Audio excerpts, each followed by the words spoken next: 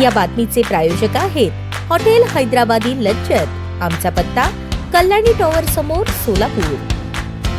शेतजमिनीचे बिनशेतीकरण करण्यासाठी आवश्यक असलेला भूसंपादन नसल्याचा अहवाल तहसील कार्यालयास पाठवल्याच्या मोबदल्यात 20,000 रुपयांची लाच स्वीकारल्याप्रकरणी पंढरपूर तालुक्यातील खर्डी मंडळाचे मंडळाधिकारी दिलीप दिगंबर सरवदे वय 56 यांना लाचलुचपत प्रतिबंधक विभागाने रंगेहात पकडले। या प्रकरणात तुकाराम आसबे वय 45 राहणार तावशी या खासगी एजंटचीही भूमिका उघडकीस आली असून त्याच्या विरुद्धही गुन्हा नोंदवण्याची प्रक्रिया सुरू आहे। तक्रारदार यांनी प्रांत कार्यालय पंढरपूर येथे शेतजमिनी बिनशेती करण्यासाठी अर्ज सादर केला होता। या अर्जाची चौकशी करून भूसंपादन नसल्याचा अहवाल तहसील कार्यालयास पाठवण्यासाठी आरोपी मंडलाधिकारी सरवदे यांनी सुरुवातीला 5,000 रुपये स्वीकारण्याचे मान्य केले। त्यानंतर उर्वरित 20,000 रुपयांची मागणी करण्यात आली। तक्रारीची 19 नोव्हेंबर रोजी पडताळणी करण्यात आली असता खासगी इसम तुकाराम आसबे यांनी मंडळाधिकारी सरवदे यांच्यासाठीच लाचेची मागणी केल्याचे निष्पन्न झाले। त्यानंतर 8 डिसेंबर 2025 रोजी रचलेल्या सापळ्यात आरोपी सरवदे यांनी स्वतः 20,000 रुपयांची लाच स्वीकारली आणि त्याच वेळी एसीबीच्या पथकाने त्यांना रंगेहात पकडले। कारवाईनंतर पंढरपूर शहर पोलीस ठाणे सोलापूर ग्रामीण येथे आरोपी विरोधात भ्रष्टाचार प्रतिबंधक कायदा 1988 कलम 7(7)(अ) अन्वये गुन्हा नोंदवण्याची प्रक्रिया सुरू आहे। संपूर्ण मोहीम शिरीष सरदेशपांडे, पोलीस उपायुक्त अधीक्षक एसीबी पुणे, अजित पाटील अपर पोलीस अधीक्षक यांच्या मार्गदर्शनाखाली पोलीस उपअधीक्षक प्रशांत चौगुले, पोलीस निरीक्षक रविकांत लांभाते, पोलीस नाईक संतोष नरोटे, पोलीस कॉन्स्टेबल गजानन किलगी, चालिक पोलीस हवालदार राहुल गायकवाड